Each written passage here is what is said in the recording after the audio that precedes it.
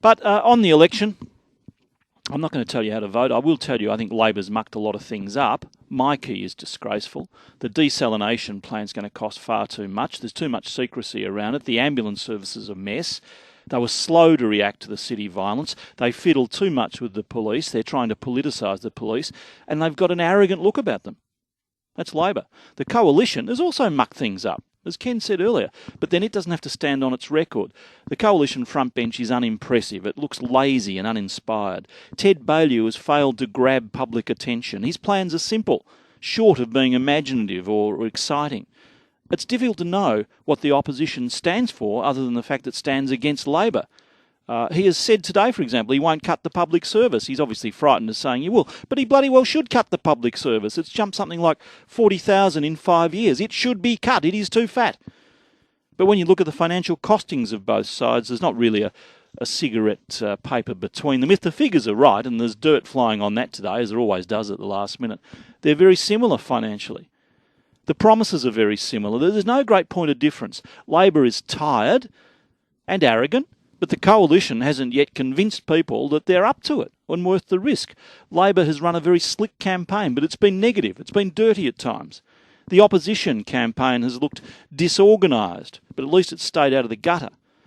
Now, I think it'll take a while to get a result. There are a high number of postal votes, I believe, and early voting. Could take into next week. I think it'll be close. I won't say who should win. I will say who I think will win, and I think John Brumby will be returned narrowly. But my concern is that the Greens and the other wackos and fringe dwellers we were talking about yesterday don't get a foothold here. I mean, have a look at Canberra. It's a hell of a mess. You can't govern when you've got one eye on the fringe dwellers and the wackos to get their approval. So whichever way you vote, and it's up to you, vote decisively. In my view, we need either Labor or the coalition with a clear majority, because if they try to govern with a green gun to the head, it won't work. We have a special election program tomorrow night from the tally room. We will bring you the details and the result, hopefully, as it happens. With me at the tally room will be various people. Tim Pallas, the Minister, Matthew Guy from the Opposition, and the Senior Lecturer in Politics at Monash University. Our numbers man, Dr Nick Economou. Good morning. Morning, Neil. When do you reckon we'll get a result? Well, on the basis of this morning's Galaxy poll, we might not get a result for some time. It's looking very, very close. Explain the poll to me. Galaxy's got Labor and the Coalition 50-50.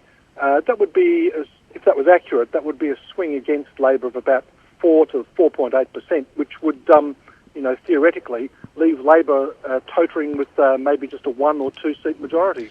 The opposition needs, 13 seats? They do need 13 seats, but Labor only needs to lose 11 seats, and they're in a minority position because, remember, we have Craig Ingram, the independent, sitting in the Legislative Assembly. The word is that he's probably going to be re-elected out in Gippsland East. So, if Labor loses 11 seats, they lose their majority.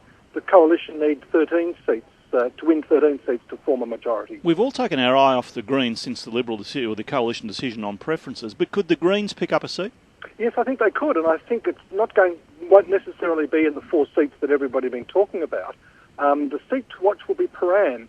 That's because the Liberal candidate there, Clem Newton-Brown, will probably come on top of the poll. He'll get somewhere above 40% of the primary vote. It'll then be a battle between Labor and the Greens for second and third position. If Labor was to come third, the Greens would to come second. Labor preferences would flow through to the Greens candidate, meaning Christodakis, and he would probably win that seat. Okay, you want to make a prediction? Look, I think I was listening to you waiting to come on here, and I think you've more or less got it in one, and I agree with you. I think it's probably going to be a narrow victory for Labor. There's clearly a mood for change in the electorate. I think that'll be reflected in a leap in the primary vote for the Greens. Green preferences will be crucial. I think Labor will just fall over the line. Thank you very much. We'll see you tomorrow night. Dr Nick Economou, Senior Lecturer Politics, Monash University. He'll be doing the numbers for us from the tally room from 6 o'clock tomorrow night. I'll be there, probably saying good morning all night, but I'll be trying not to.